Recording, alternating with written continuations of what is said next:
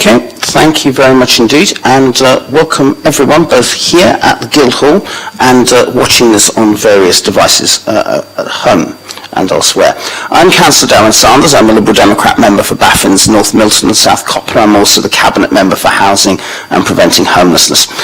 Please be assured that we have put appropriate cleansing and social distancing measures in place to ensure that this meeting is undertaken in a COVID-secure manner. This has included a request for all attendees to have taken a lateral flow COVID test within 48 hours of the meeting, the use of the NHS Track and Trace app or attendee log, 2 metres social distancing, wearing of masks when not seated, a one-way system here in the Guildhall and a temperature check upon arrival. Limited public seating has been made available and members of the public have kindly availed themselves of this, and I'll come to those in a bit. However, this meeting is also being webcast, as you may have noticed if you're watching it on the web, to allow people to attend remotely if they wish.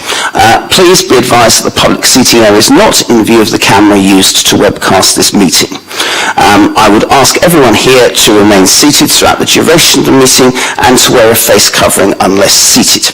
Now, we do have some deputations, which I'll come to in a bit, but we'll deal with those as we go along. I just have a few items of housekeeping, which is if the continuous fire alarm sounds, please evacuate the room and public gallery by the stairwells. Do not attempt to use the lifts. Please assemble at Queen Victoria's statue in front of the civic offices. In order to comply with the Guildhall Trust fire marshal regulations, anyone who signed in at the Guildhall reception desk should sign out when leaving the building at the end of today's meeting. Now, as I've said earlier, this meeting will be live streamed. This means everyone speaking via a microphone will be on camera, including those making deputations. Luckily, the deputations were written, so that's not going to happen. But members of the press and public are also permitted to record the meeting on the understanding that it neither disrupts the meeting nor records those stating explicitly that they do not wish to be recorded. We've got 2 members of the public who I'll come to in a bit who've got a special role within this meeting, but I will ask them whether they want to be have their face on the extensive webcast or not. But I would suggest everyone could use the microphones, please, and if you don't know how to use them, we'll give you an education as we go along, and also please switch them off when they have finished. So before I'd like to start, please, by introducing everybody and hope that the camera works. So can I start with over there, which is Anna, who is our Democratic Services person. Anna Martin, Democratic Services. Lovely. Nicola? Good afternoon, Nicola Clanahan, Temporary Head of Housing Needs Advice and Support. Excellent, thank you very much. Right. Now I'll go from the back towards the front. Meredith. Thank you, Councillor Sanders. Meredith Hughes, Assistant Director for Buildings. Wayne Layton, Finance Manager. James Hill, Director of Housing, Neighbourhood and Building Services. Sam Rickard, Acting Housing Regulations Manager. Claire Hardwick, Head of Private Sector Housing. Councillor Scott Pater-Harris, the Conservative spokesperson for Housing and Preventing Homelessness, and also Councillor for Hillsey Ward. Paul Fielding, Assistant Director of Housing. Lauren Taylor, Housing Void and Allocations. Mark Fitch, Head of Local Authority Housing. And now the 2 people in the front row who are incredibly important. So please come and just say who you are, and also whether you want any of your comments, your faces to be put on our webcast or not.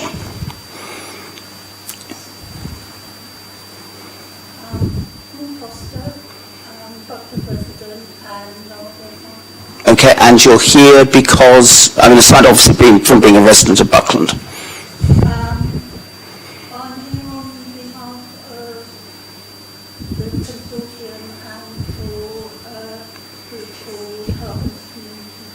Okay, that's excellent. We may come back to discuss that a bit more as we go along, but thank you for that, Dawn, and welcome. Now, please switch the microphone off, which means pressing that red button. Don't worry, politicians never do it. It's all right. Maria. Maria Cole, representing the Residents' Consortium and the CLG. Okay. And those 2 groups of people who are watching are consultees of local residents who the council regularly involved in various aspects of its policy making, and they have a right to come here and also make deputations if they wish, and I'll come to each of them as we go along. We can now go to the actual agenda itself. The first item is any apologies for absence. Anna, do we have any apologies? Councillor Cal Corkery. And he is the Labour spokesperson for Housing and Preventing Homelessness. He has also, however, sent in various written deputations. So what I'm going to suggest, Anna, is if you could read them out as each item trundles along, rather than all three at once, that will help further the discussion, if that's all right. Now, at this stage, there's declarations of interest which cover Scott and me. Scott, I don't have anything interesting to declare, do you? Nothing at all. Okay, that's lovely. Okay, so we'll move to item 3, which is the management of energy provision in empty local authority housing properties. Meredith, do you want to talk about this, please? Thank you, Councillor Sanders. I don't usually start introducing reports with an apology, actually, but I will in this case. So, apologies first. Since the report was written and published, there's been rapid developments within the utilities industry, global energy demand, and a number of other factors have overtaken us, to the extent that this morning I've received an email from Utilita, the company we've been undertaking the pilot around managing utility meters within void properties, advising us that they're temporarily ceasing taking on new customers, and they will need to pause the pilot at this point in time. We've been in discussion with them all day, understanding the issues that we face, and how that affects our existing customers, etc. And they cited the factors that we've seen, I think, played out in the media over the weekend, such as unprecedented worldwide energy demand. Gas prices actually rose 12% in one day last week, and also the utilities price cap has been a number of reasons for why they can't take on new customers at this point in time, and the reason why we have to pause the pilot. They've assured us in the conversations we've had today that the service to exist let me pause for that. They've assured us in conversations we've had today that the service to existing customers will remain their priority, and we've got ongoing conversations through Lauren and Andrew Waggett in the energy team in terms of how that will pan out moving forward. But I think I just wanted to bring you up to speed with that before we started talking to the actual report. I think thank you is the only thing I can say after that. That's a serious problem. I think that's an understatement. But clearly the chaos in the global energy market at the moment has many repercussions. And this unfortunately seems to be one of them, which is very, very depressing.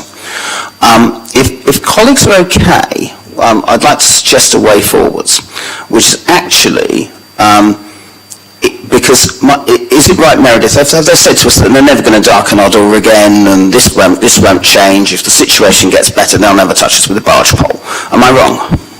Yes, they've reassured this is a temporary factor, and because of the unprecedented increases and what we've experienced over the past couple of weeks has caused this issue.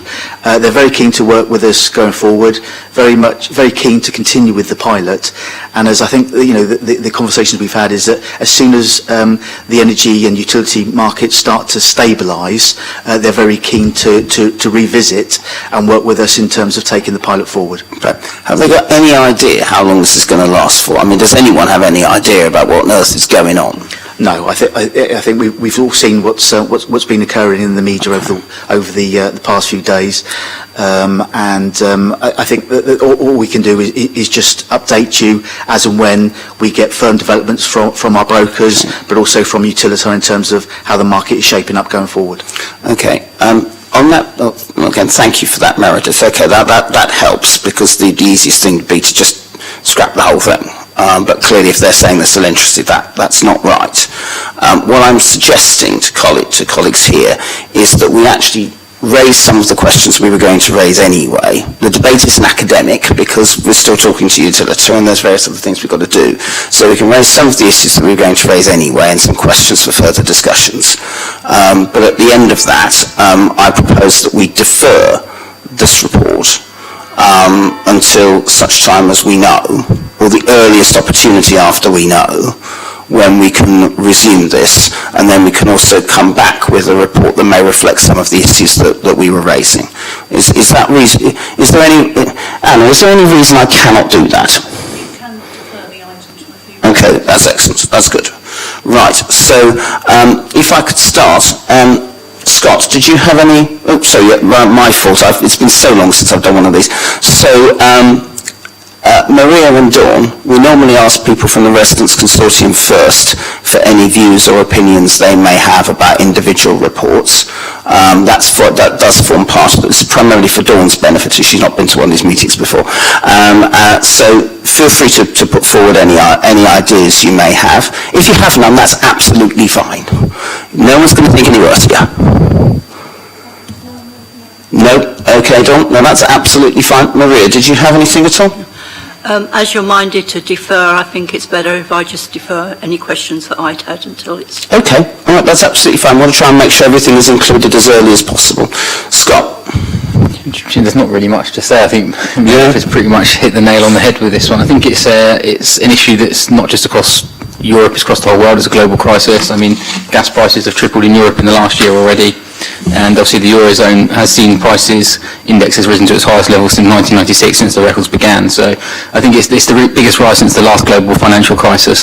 So it tells you sort of where we are with energy pricing at the moment. The ripple effect is what concerns me. I think the ripple effect is important. I mean, on other commodities like food and oil, I think that's something that we should be very cognizant of the fact that in this portfolio, Councillor Sanders, and I just think I look to you guys over there to keep an eye on this, because I don't know where it's going to go, and I don't think we all have an idea of it, and it's quite worrying when the rate of inflation is that high in the Eurozone, and with the central bank recommending 2%, and we're actually getting 3% now. So I don't know where it's going to go. It might dip back down very quickly, it might not. They're talking about a gas grab across Asia as Asia comes out of their last lockdown, which I think is a big issue. Also with the issues that we had in America. So obviously, for example, Texas had all the bad weather last year, and obviously they haven't been able to funnel as much gas as they would normally, and that's obviously had a knock-on effect as well. So it's a complete basket case, if I'm honest. That's the best way I can put it. So I don't really have any questions, but that's my assessment of the situation. Well, thank you. That may be among the more sensible ones that I've seen in a long while. I mean, Councillor Corkery did have a deputation, so Anna, could you just read that out, if that's all right? Yeah. In principle, this makes sense and has potential benefits of making life easier to both tenants and the housing service, in addition to providing cost savings. However, I do wonder if the opportunity to move void properties over onto tariffs which utilise 100% renewable energy is being missed here. While I appreciate there may be a cost uplift of circa 1% for such a tariff, I believe the environmental benefits of doing so more than outweigh this, and that any negative impact on the finances of lower income households who move into these homes could be offset through a subsidy or rebate funded through the expected council cost savings. Okay, thank you for that, Anna. Councillor Corkery doesn't know what we've just been told. So he sent his apologies long before this meeting.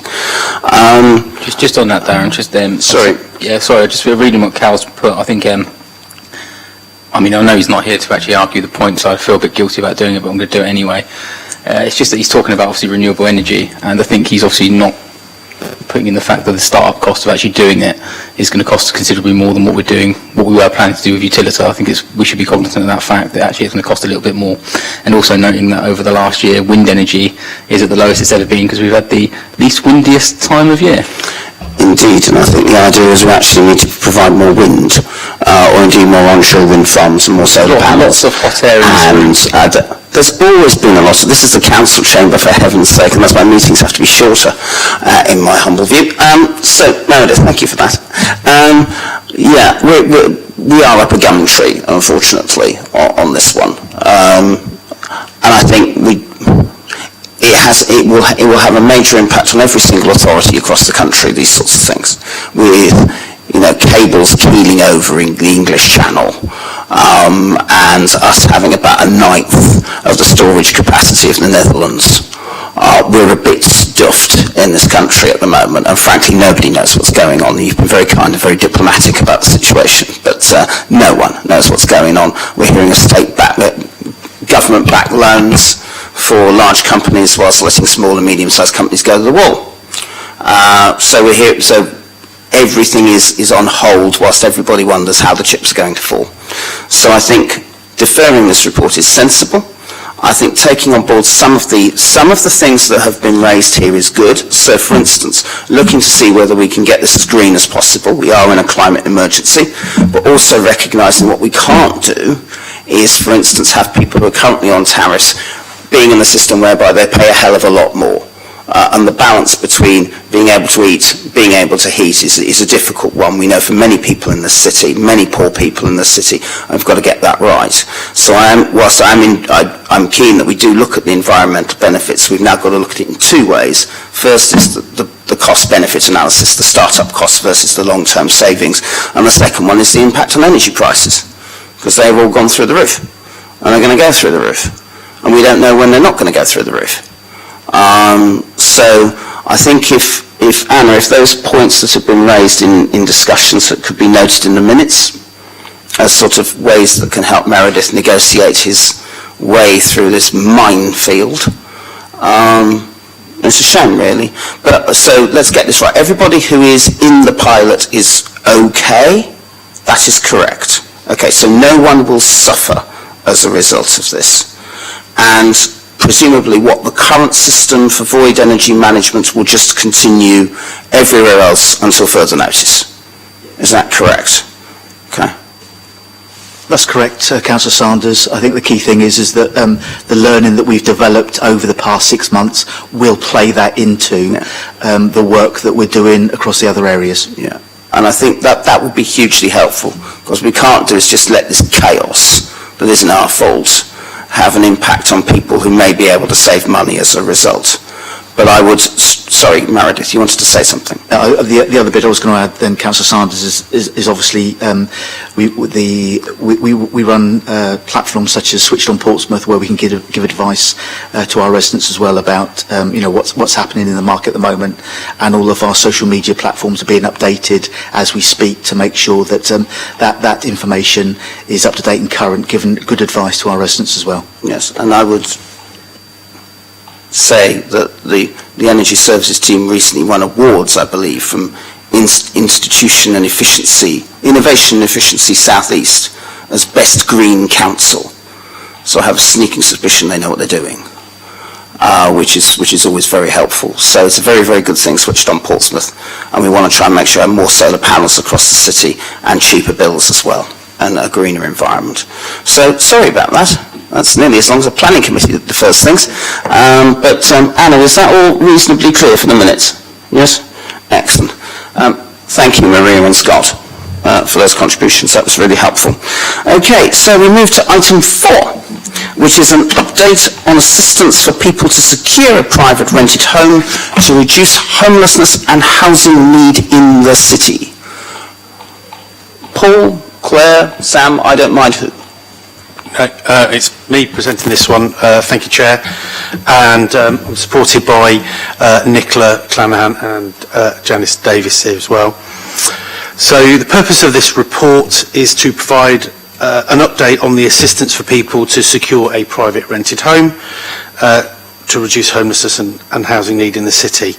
And it includes an update on previously agreed actions from January of 2020. A report was brought for decision back in last January to this forum outlining options regarding new forms of assistance, and the decision was taken at that meeting to proceed with further investigation and pilot of 2 schemes, a 0% interest loan scheme for deposits and rent in advance, and a bond scheme to offer guarantees to landlords as an alternative to paying a deposit or providing as a guarantor. Due to the impact of the pandemic, work to develop these 2 schemes was paused, and as the city moves into recovery, the needs of residents and focus of the City Council resources previously identified means that there may be a change. Therefore, the outcomes of the original report have been reassessed and new recommendations are made within this report. Sections 4 and 5 of the report outline the impact of the pandemic on households and give an update on the discretionary housing payments. And then moving on to section 7 of the report, so that is regarding an update of the pilot of the 0% loan scheme. Negotiations continued following approval last January, but were interrupted by the pandemic, and discussions began again last summer, but in September of last year, the local credit union notified the council that their board had decided not to proceed any further with a rent deposit loan pilot scheme. Investigations were made to find alternative providers of the pilot that would meet the needs of the scheme and the City Council's finance rules. There are currently no other suitable credit unions or not-for-profit personal finance lenders operating in Portsmouth who provide unsecured personal finance. And therefore, the current position is there is no suitable provider, and it's proposed that the pilot is not continued. Section 8 of the report covers the bond scheme, and again, due to the pandemic, the Housing Needs Advice and Support Service did not have the capacity to develop the bond scheme last year. However, the PRS Access team are now ready to take the lead on implementing that bond scheme alongside other incentives.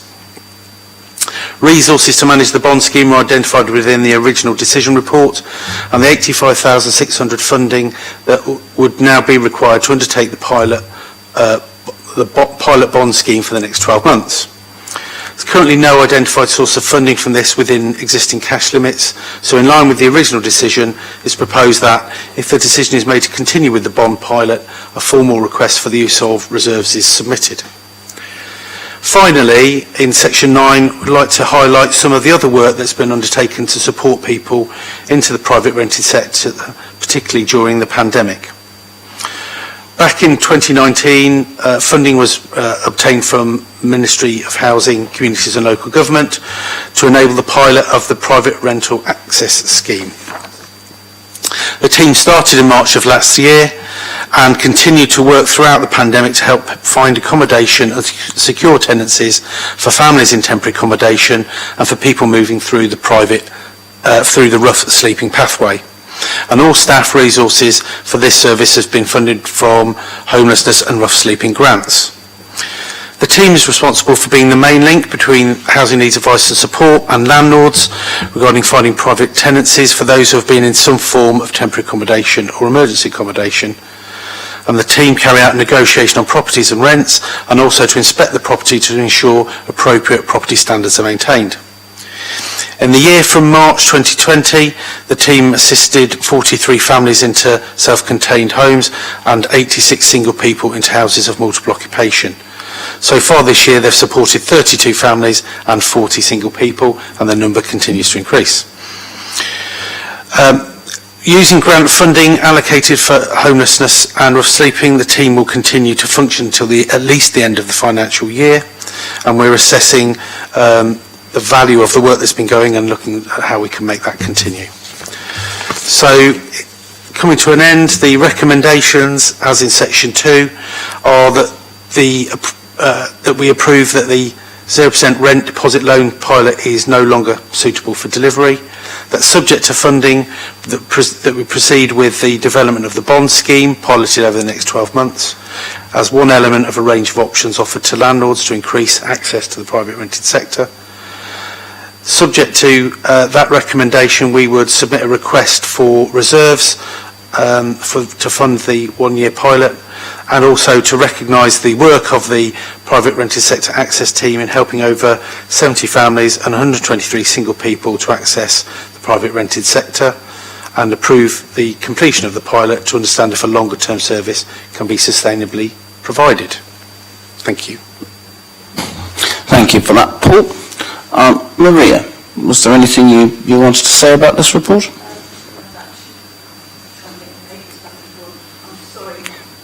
That's all right, take your time.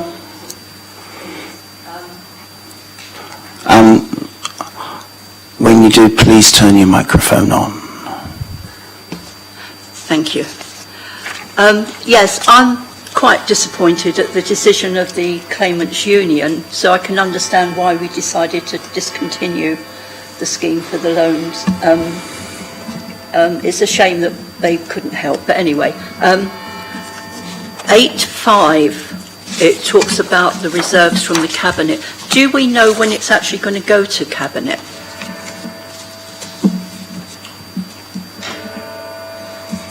It doesn't need to. The leader can make that decision about how the reserve is used. Right, okay, thank you.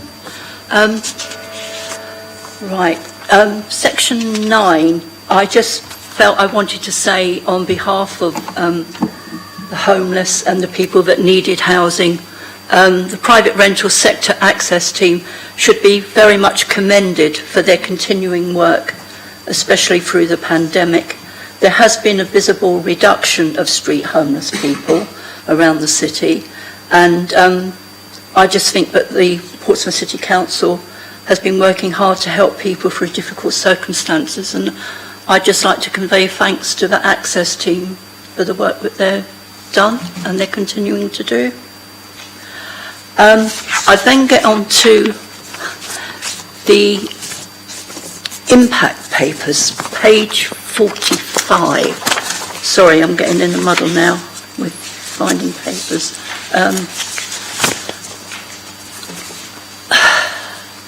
Do you find that landlords of multiple properties take quite a bit of advantage of the council's improvement schemes and asking them for money? Probably best if I ask Janice whether you want to answer that question. What do you mean by the improvement scheme? Well, we give money, don't we, to landlords to help them improve their properties, especially if it's safety, health and safety. That wouldn't be through my scheme. I don't. Right. I paid the. I don't give incentives to landlords to improve their properties. I think that would come from Claire's team. Right. No. Okay. Right. We also don't do that. No. No.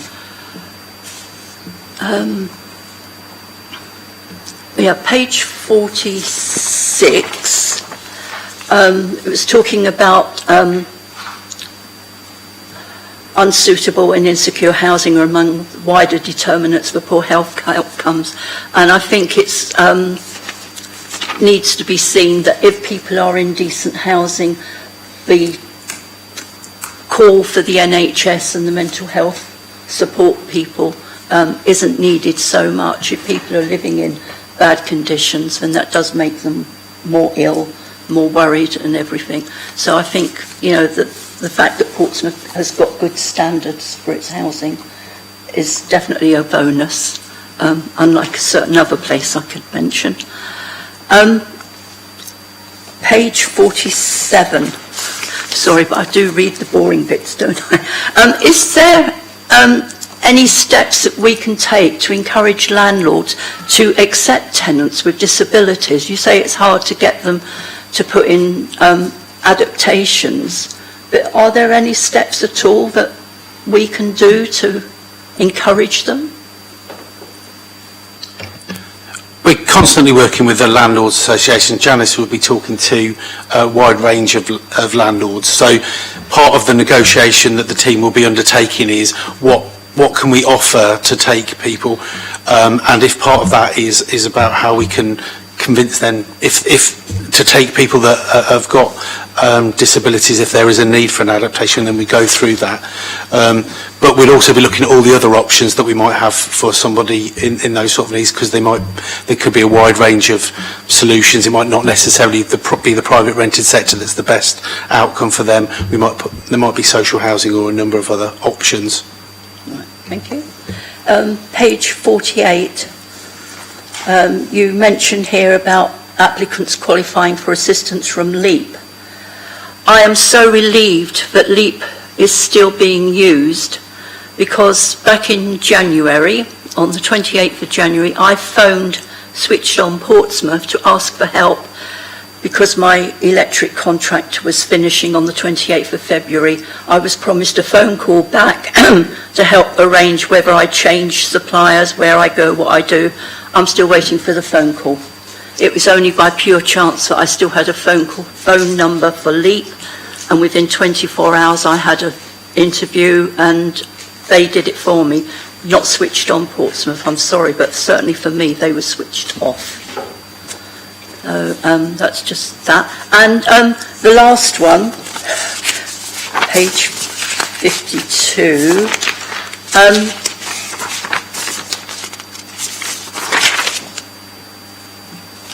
it's, right down the bottom it says there may be opportunity to link customers to employment support. Does that include resident engagement team? Because that's one of the things they've been doing, or is it just, I don't know whether a resident engagement would be looking for work for people who are just council residents, or would it be for anybody? Did that make sense? The resident development team is funded by the Housing Revenue Fund, so it's ring-fenced to support purely social tenants, so it doesn't extend to the private sector work that we do. But there is work across the council to encourage people and support people into work, so we'll look to link people in with the relevant departments across the council and working in partnership with the DWP and the Job Centre. Thank you. You're relieved to know that's it for that one. Thank you. No, thank you very much, Maria. That was superb. Don, did you have anything else at all? No. Okay, that's absolutely Maria fine. said most of what I wanted to say. Excellent. I'm so pleased there are no rehearsals here. This is absolutely magnificent. Thank you. This time, if I may, no, Scott, you go first. No, if we're going to go to it properly, we should go to Cal's thing to be read out. That's okay, that's fine. Okay, well, I was just trying to mix it up because this is what we would normally do. But yes, if you could read Cal's thing out, Councillor Corkery's deputation, I should say, not thing, that would be very helpful. It is encouraging to see this work progressing as access to the private rented sector remains one of the most significant housing issues facing local people, in particular those on low incomes and in precarious employment. However, I am extremely concerned by the savage cuts to the discretionary housing payments, DHP, budget detailed in section 5, as well as being used to facilitate access to the private rented sector through deposits and rent up front. DHPs are used to support low-income households subject to government benefit cuts such as the bedroom tax and the benefit cap. To slash over 25% from this budget is going to see the poorest and most vulnerable pay the heaviest price, plunging many more further into financial hardship and homelessness. I note that other local authorities have chosen to top up their DHP allocations with local funds in order to meet the needs of their residents, and call on the Cabinet to seriously consider doing the same here to ensure that vulnerable people are not left without the help they need. Thank you for that, Anna. Before I go to Scott, I would just say that in Cal's second paragraph, he's referring to cuts made for by the government. He's not completely clear as to whether those are government or council cuts, but those are, for some reason, those are related to the government. But we may come back to that in a bit. Scott. Thank you, Councillor Sanders. I'm just going to probably start on the depressing stuff from Councillor Corkery. Obviously, it's in part 5 of the report, but if you actually read 5.5 and 5.6, obviously it already states that obviously we're awaiting confirmation from where we're actually going to, what funding we're going to get. So I think he's taking his half glass empty, so a bit of a Councillor Stubbs routine, if I'm honest. And he's probably going to a 5.6 where actually it doesn't suggesting it's a budget pressure at the moment. So if you're not going to be showing a budget pressure in your cabinet papers come December or come February, I'll be quite happy with that. So we're not seeing a budget pressure as of yet on that. But let me just move on to the positive stuff in the... Actually, no, there's actually one more thing that isn't quite positive, and that was the pilot scheme that we're not going ahead with, which is the rent deposit scheme, which I'm not surprised about, if I'm honest. I think we knew it was going to be quite difficult to get an unsecured loan, so I appreciate the work that's gone into it, but I'm not unsurprised, and I don't think that we'll be revisiting that any shortly. And the report on that was very well written, so thank you to all that contributed. I appreciate it. And the positive thing, which is the pilot scheme, which I think is really positive for the Access team. I think you guys have done some really great work, and I'm just interested to see where that goes, because I think we've evaluated it at the moment. I think there's big things for that team moving forward, especially if it could be amalgamated into doing a lot of different things. I think Maria mentioned one of them about resident engagement. I think there could be definitely some good work in between yourselves on that. It's a really quite a positive thing. What I will say is, the only thing I would say that I'm just going to pick up on someone else's comments was about disabilities, and I think that is a really good point, Maria, so thanks for bringing it to us today. I think that's something that your team, especially Janice, could probably look into and see where we can actually try and factor that into the work you guys are already doing, but I'm sure you've got it in hand. But what I did want to know is, obviously it says in the report what the data is. What data have we actually got on disability housing in the private rented sector? Because obviously it's not fleshed out in the actual report as such, it's more in the background of it. So if you could share that data with us about how many people struggle to access the private rented sector that have a disability, I think it would be good for us as councillors and for people, for Maria from the Residents Consortium, to actually know what the numbers are, what the cost element is as well, and how you would mean to deliver anything moving forward. I think that's quite important, because we don't want to leave people that are marginalised in society. I think this is about ensuring that everybody has the same opportunity in the private rented sector. Can I just say that most of the people have got the hidden disabilities that we've helped, rather than the physical disabilities. There's a lot of Portsmouth properties are difficult to adapt anyway, the ones that I've been putting people into. No, I know it's really not an easy thing. I mean, myself and Councillor Sanders have had quite lengthy conversations about these properties. I mean, I've got some being built at the moment down in Hilsey, so I understand the issues that go with that. But I think it'd just be interesting to see what the numbers are and how you guys are working around it. I think that'd be just something to bring back later at a later date, if you'd be happy to do so. But I think the pilot scheme is quite a big success, so I'm keen to see how you guys do it moving forward. Thank you for that, Scott. Thank you. Yeah. I also wanted to start by coming back to what Cal was saying, which is that, as the report outlines, we ain't got a problem at the moment. If we do have a problem, then I certainly don't recall any barrier to using any additional funds where required, because it's important. I don't believe there's been a barrier that's been put in certainly since 2018. Can't vouch for anyone else. But certainly since 2018 there is no such barrier.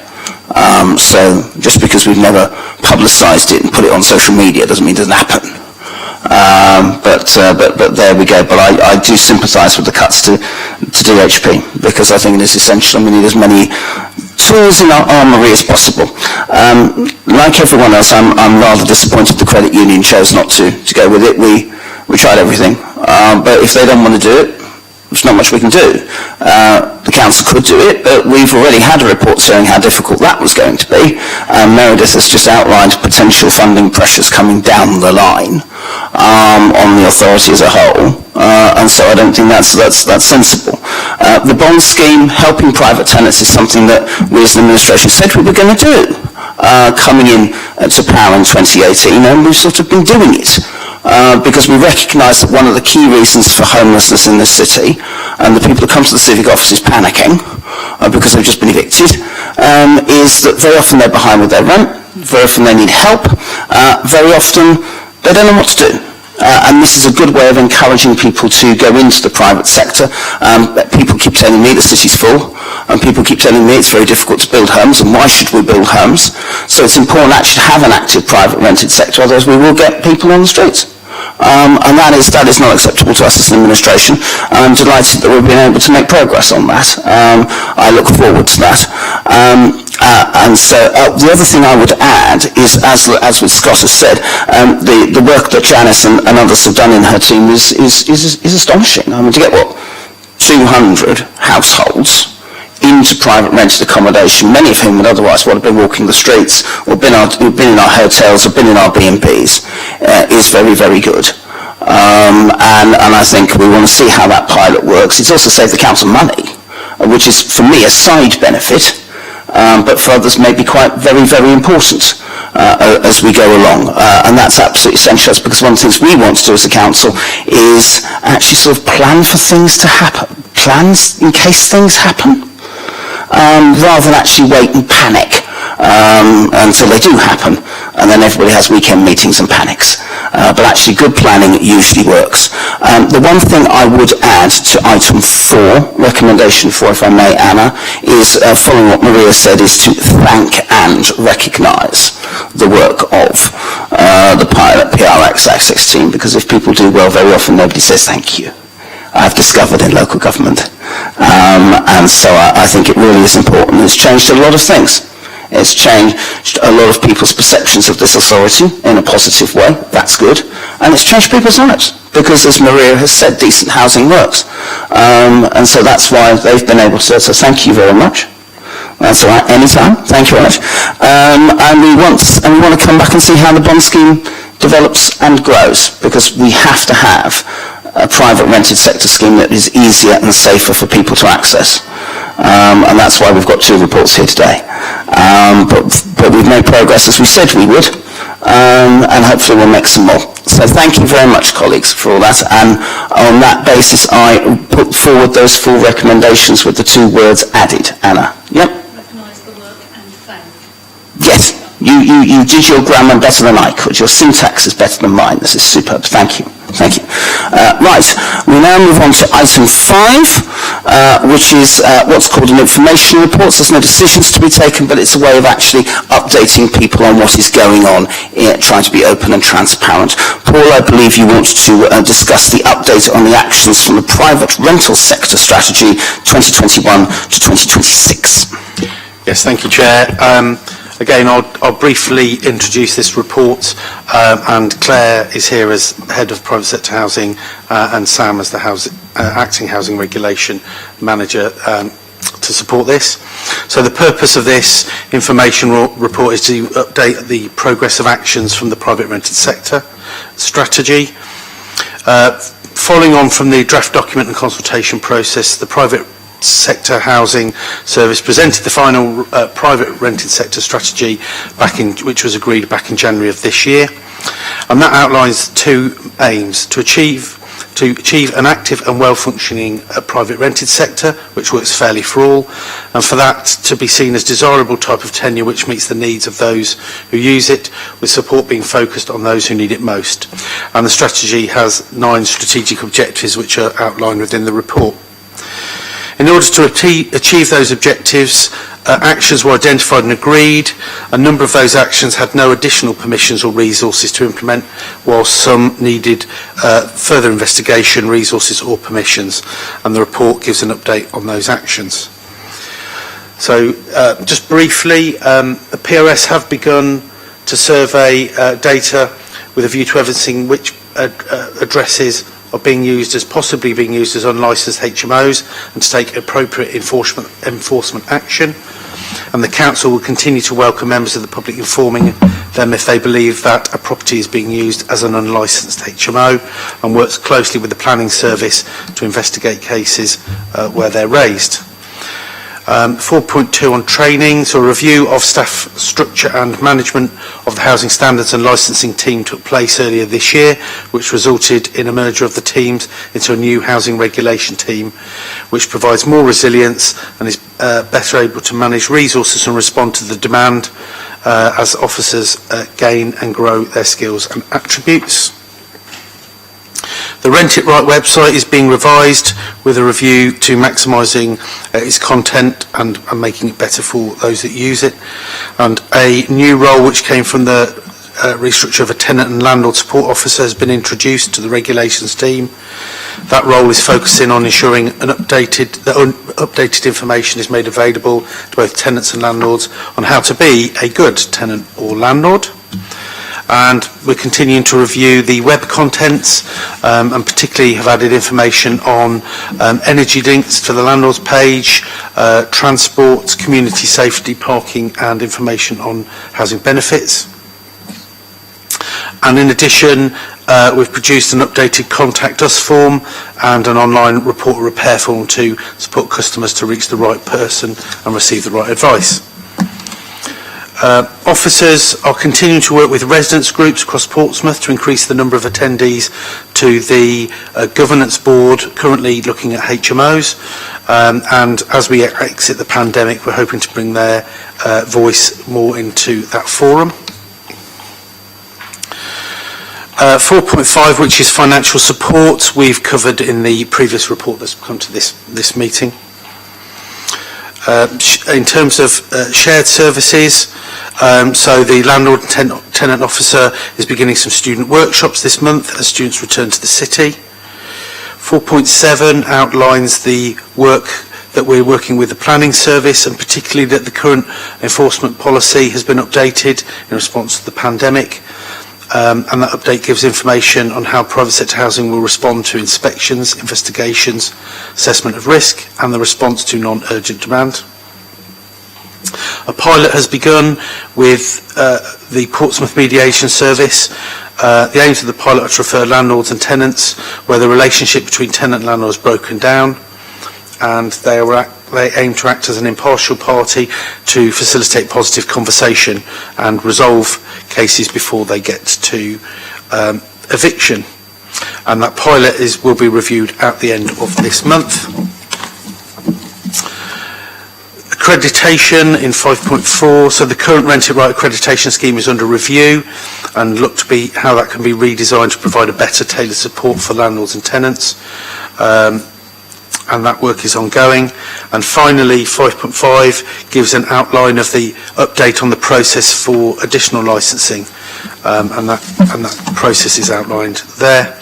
And the final thing for me to say is I think that the work of, as outlined in the information report, shows how well the work has continued, particularly through the pandemic, and I would personally thank the teams for their efforts during this period. Thank you, Chair. Thank you, Paul. That's very kind. Maria or Dawn, do either of you have anything to add or any comments to put forwards on this particular item? If not, that's fine. So you don't have to put your hand up, it's cool. It's all right, you're fine.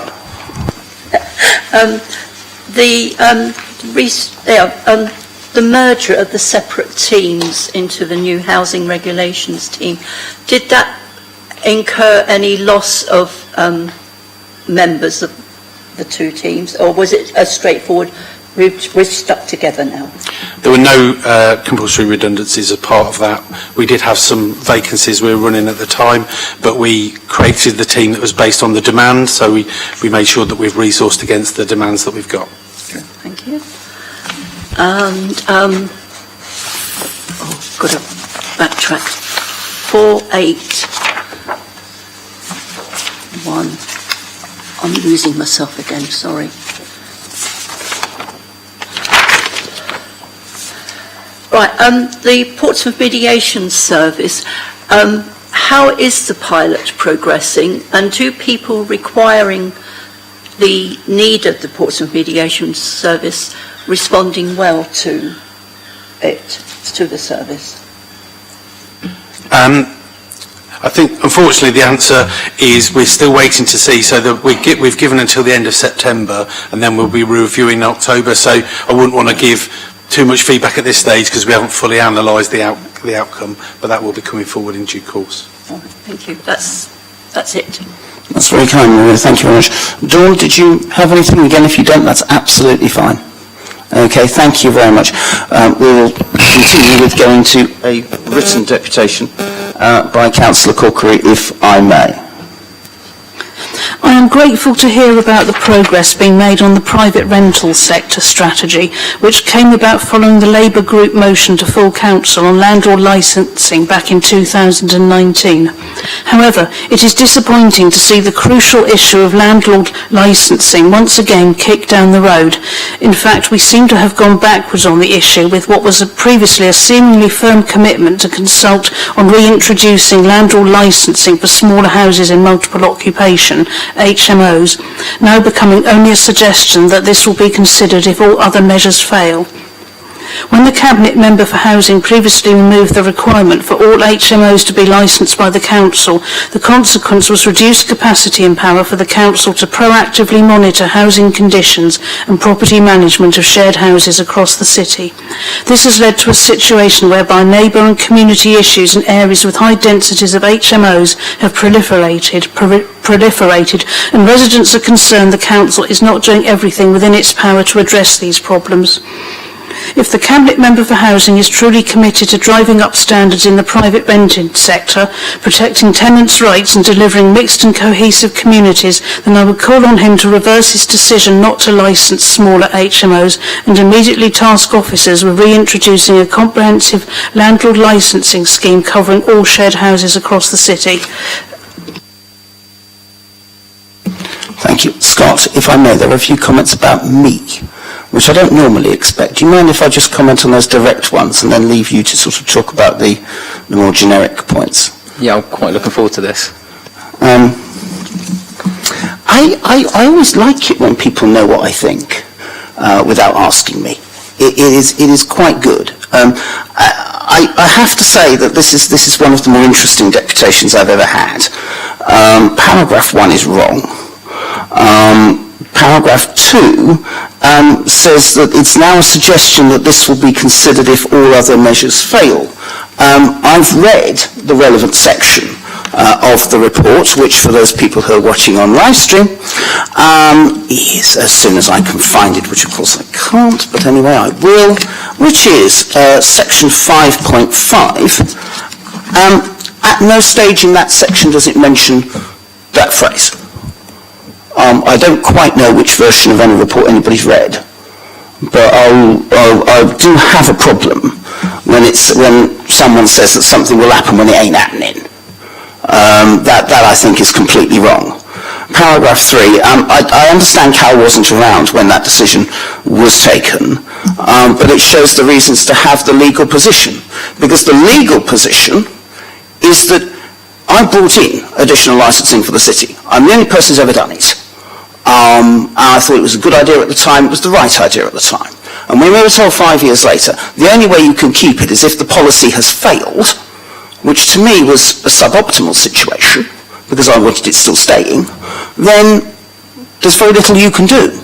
And that is why I remain keen to see it introduced if we can.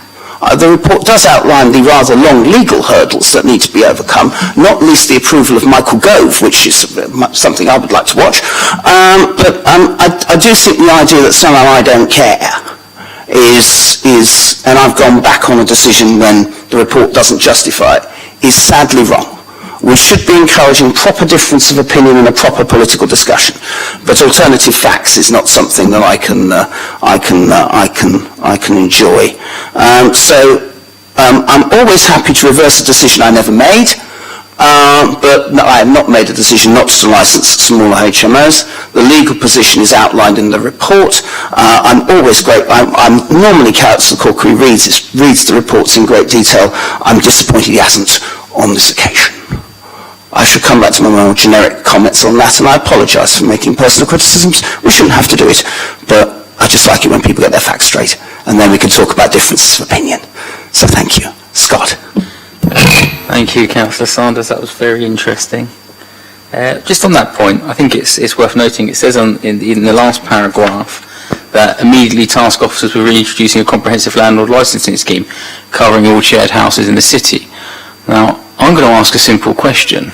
If we were to do that, would we be open immediately to a judicial review, and would we have the information to fight it? So we are reviewing the data at the moment, but we would need to have, obviously, data that indicates there is an issue that additional licensing would solve. So I'm going to say, would we be legally vulnerable?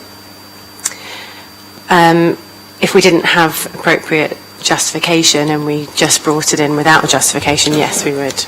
Because at the moment we don't have the justification because the data is still being compiled. That's what I'm getting at. At this point in time today, yes, we're still reviewing the information. Okay, so we don't have the data in the form that we need to at the moment, so we're legally vulnerable. So I think what Councillor Corker is asking us to do is to put the council at risk. I think that's quite simple. You know, he's asking us to put the council at risk. He's asking you to put the council at risk, which I think you're doing the sensible thing in not doing that.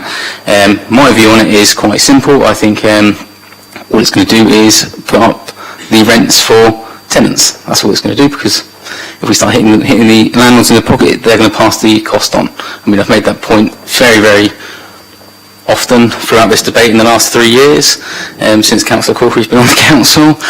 We've spoken about it a lot. So I'm not going to talk about additional licensing anymore, so I don't want to hear it again in this meeting. So thank you on that point. You must be disappointed. Oh, you're going to talk about it again? Brilliant. On that point, we're just going to leave it there, but I think it's worth noting that in what Councillor Corker is asking, will leave the council legally vulnerable to a challenge from the Landlords Association, which will probably end up coming because they're a highly organised bunch, and I wouldn't accept anything less from them, to be fair. So moving on to the actual context of the report, I think it talks about objective one, obviously about the accreditation, and I think the accreditation is a really good thing. What is the buy-in for the landlords to seek accreditation? I'm looking at you. I don't know why I'm looking at you, Claire. I think it's the most obvious person. So I think that's a good question, actually. In terms of accreditation, there has to be some incentive for landlords to want to join. So this report talks about the fact that that work is underway to understand what accreditation would look like in any new guise, and that involves talking to stakeholders, including the local landlord association, to understand what incentives would, incentivise a landlord to join the scheme. Okay, thank you. 4.11 is a very interesting point. I'm just going to grab it onto my screen quickly. 4.11 talks about, obviously, through the private sector housing service, we can continue to pursue landlords of unlicensed HMOs in the city where evidence can be found to necessary action. I mean, I'm going to give you a context of an issue that I'm dealing with at the moment as in a ward issue. I've had a report of a unlicensed HMO with no planning permission. Yet the planning enforcement team have actually said they won't pursue it on a planning basis if they don't feel the need to, if they don't have the case to back it up, although they will allow it to operate outside the parameters. I mean, how does that fit with the work that you guys are doing? Are you speaking to those guys at the same time? So we have very strong links with the planning department. We do operate under different legislation and we have different powers, but we communicate all the time regarding our cases and their cases and sharing knowledge and intelligence. It may be that in certain cases planning don't have the power to take appropriate action, but we may be able to take enforcement and vice versa.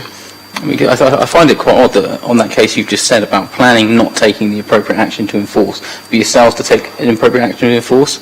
Why would they not do that, and why would you choose to do it? I can't speak on behalf of the planning department, but there would be restrictions on the powers that they have and how far they can extend. Yeah, no, I just find it very odd. I think it's a very odd mixture that you have two bits of legislation that sits next to each other, and one will enforce and one won't. I just find that bizarre. I mean, you're looking at me and you probably agree, actually, it's quite bizarre. And then we move on to 4.15, which I think talks about rent it right, which is, no, that's not rent it right. Ignore me there. 4.3.1, which is rent it right. I mean, the report admits that it's not utilised to its full effect, and I think that is quite a fair comment. I mean, what are we doing to maximise the opportunities through the rent it right scheme? I know it says we're doing it, but what are we actually doing? So in terms of the Rent It Right accreditation scheme, we are, as I said, reviewing what the accreditation scheme will look like going forward. So I think we do acknowledge that it has more potential than it currently has at the moment. I mean, this is a little bit of criticism, Claire, and apologies. But I mean, we've been talking about Rent It Right, I think, for probably a good 18 months, and I know the pandemic's got in the way, and we've always talked about maximising the opportunities of it. And when I ask what we're doing, I know we're saying we're reviewing it, but when I actually want to know how we're reviewing it. I mean, what the context, what's the operational on the day, how are we doing it? Are we doing a certain analysis? How is it that? What does it look like, that review? So we're having discussions with, as I mentioned earlier, some key stakeholders, so the local landlord association. It will be something that will probably go through the governance board as well to understand what all the stakeholders involved. So we've talked about the fact in this report here that there are opportunities for residents' participation and tenant participation as well as landlords within that governance board. Okay. I think it's probably more of a discussion for tomorrow at Governance Board. Okay, that's a fair point. 4.7 mentions the local plan and HMOs, which is fantastic. But, I mean, I think we're based on what the planning policy would allow us to do on that. So I think that's both of those go hand in hand, so I'm not really going to touch too much on that. Actually, I'm not going to bother. 4.8 is on the pilots, which actually is a mediation service. We can't mandate mediation, can we? We can't. We can't mandate it. So, I mean, I'm going to use the term, I mean, as you can tell, I do like to gamble. What's the buy-in for the aggrieved parties to go to mediation? I mean, we can't make them, so how are we going to get them there? I mean, that's something that's actually being explored as part of the pilot and understanding what both parties, in terms of landlord and tenant, want to achieve from the scheme, and what their incentive is for each to join and what they get out of it as an experience, really. Okay, it's the same with the private sector housing court that's been mooted as well. I think it's a nice idea, but in practice we can't actually make anyone do it, which does concern me. That are we just going down a line that in 6 to 12 months' time are we going to say, actually, we know we can't do that, that doesn't work? Are we going to have to amend the strategy as we go?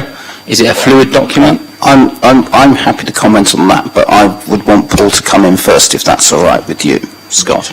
Yeah, just to say, and it was in the strategy, when we did the surveys of tenants and landlords, one of the big things that came back from landlords is many of them don't actually want to evict if they're in that position, and actually they want a good tenant. So we know that most landlords actually want to find a way of working with their tenant, and so the idea of the mediation service is, can we help solve some of the barriers that have grown up, that actually landlords don't want to be there, and neither do the tenants. It's a wonderful idea, but what I'm getting at is that we can't make anyone do it. I think it's more nudge politics than legislation politics. It is, essentially. What I'm getting at, Darren, though, is Councillor Sanders, apologies. You can call me most things you like, but not some of the ones others call me. No. What I'm getting at is it's a fantastic idea. Are we going to have to amend the policy as we move on? Because this is what I'm saying, that this document has the ability to be quite fluid in terms of reacting to what's going on. And I can see the mediation service working okay for a certain amount of time, and all of a sudden landlords going, I've done this 3 times, it hasn't worked, I'm not going back to mediation. Or the aggrieved party says, actually my landlord doesn't, he's not interested, I'm not going back to mediation. And that's the element of what I'm getting at. We're not going to know until we get further on down the line. I view it very similarly to the DOJ MHCLG court mediation service, which is, I think, I could be wrong, Claire, it's I think about 12 people across England who are trying to deal with various cases when they've actually got to court, and no one has to go into it, but doing it is the right thing, because it's the consequence of not doing something. This is where the nudge comes in. For me, as a policy, this is where the nudge comes in. It's the consequence of not doing something. Paul is absolutely right. I mean, the strategists we know about, 6 the private landlords fell into it. There was what called accidental landlords. One of the weaknesses of the disagreement, as you know, between we have a disagreement over licensing policy, and we both have a disagreement with the Labour Party over licensing policy. Absolutely. But one of the disagreements is around that it don't always work. Licensing will not necessarily improve the standard of a property, which is a bit mad. It won't help with rent arrears. So that's why you have to do a whole range of other things. And mediating has worked reasonably well with us as a social landlord. It is different because there is a difference in the power relationship, but it is something that's been worked on quite extensively with private landlords who are very, very, very keen to do this, as we both know. And will it evolve? Almost certainly. Will we take on board what doesn't work? If we don't, we're stupid. But I think the idea is good. So the answer to your question is possibly. But at the moment we don't know, because we haven't done the first round of evaluations. I'm sorry, I'm intervening in an operational manner, but from a policy perspective, that's my approach. It is more nudge theory rather than do what you're told at gunpoint theory. No, I get the point. I mean, as you know, I quite enjoy data-driven exercises, so I'd like to see the data behind of how this works over a certain amount of time. Sorry, people around the table don't get used to it. I actually quite like a spreadsheet, so you get used to the fact that I like to see the numbers. So I think the numbers are important. And then I did have one thing that brought out the question that Maria said about the merging of the 2 teams, which is a question for you, Paul. I mean, what was the cost saving? Because you mentioned some vacancies not being filled. So how many vacancies was it, and how much was the cost saving? Off the top of my head, I haven't got those answers. We were running a couple of vacancies at the time, but I can't remember exactly what the number of vacancies or any reductions in funding. Okay. It's just an interesting point. Obviously, there was an element of, obviously, I think you said there were some vacancies not being filled, so there will be an in-year saving to be made on that. And I'd just be keen to know what it was. If you could send the information to me via email, I'd be appreciated. Unless the finance bod behind you knows. And no, he doesn't, so that's simple. That's quite an easy answer. Thank you, Wayne. I'm finished now and I'm done. Well, I like honesty. It's always very helpful, I find. Thank you very much. With regards to your point, Scott, about planning, I think one of the things that we were particularly keen on, I mean, I remember being on a planning committee and being told, no, nobody knows this is a HMO for planning because it couldn't be a HMO for planning, but it could be a HMO for licensing. And this was in the days when my lot were in opposition. And I remember going, that is not happening if we're back in charge. And I think since 2019, extensive efforts have been made to merge and to align, the slightly different legal biases between the planning and licensing departments. We'll never merge them because there are slightly different legal approaches, but we are trying our best to align them.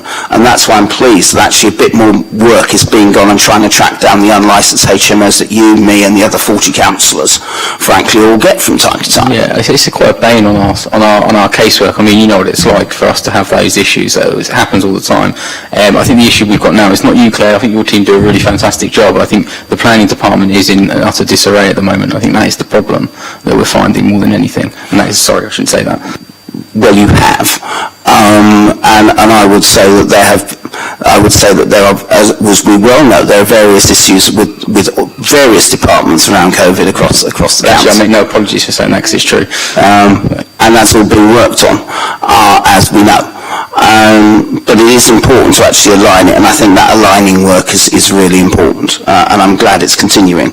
Just as I'm glad it's continuing that many other things are actually happening. This is not a statutory service. We don't have to do this, but we want to do it because we want to make the city better. And we want to make sure that, I rent privately, and I've got a great landlord, but I know various other people across the city don't have a great landlord. And it is one of the things that keeps coming back every single time someone asks me on the housing waiting list to move, because they wanted a more secure, easier and safer private rented sector. And actually planning for that is a crucial way of dealing with the housing crisis that exists in this city. And I'm delighted that we've come as far as we have. There are many, many things further to go.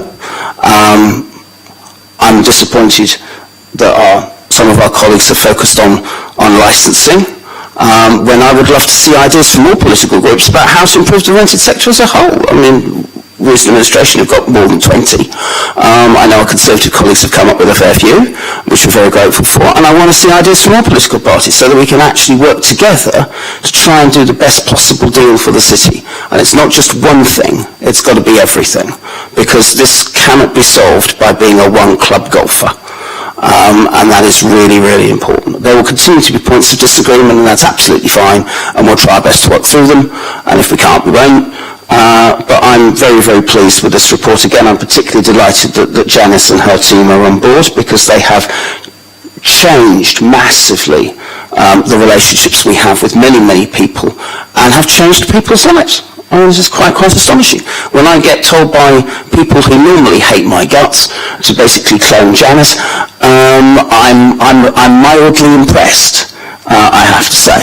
But it's a fantastic achievement that we've done, and we haven't done it without the £1.5 million that the Greater Manchester Combined Authority have got from the Nationwide Foundation and Shelter. We've done it just by actually talking to people. There's a long way to go. We've made a start, and for that I'm very impressed. And there will be more things to come, I'm sure. So I'm only down to note this. I'm only down to note this report that I requested. Is that right? Excellent. Well, I'm delighted I requested it. Right. Okay. I don't believe there is anything else. So on that basis, I'm happy to close the meeting at 5:43. Please all have a safe trip home. Thank you.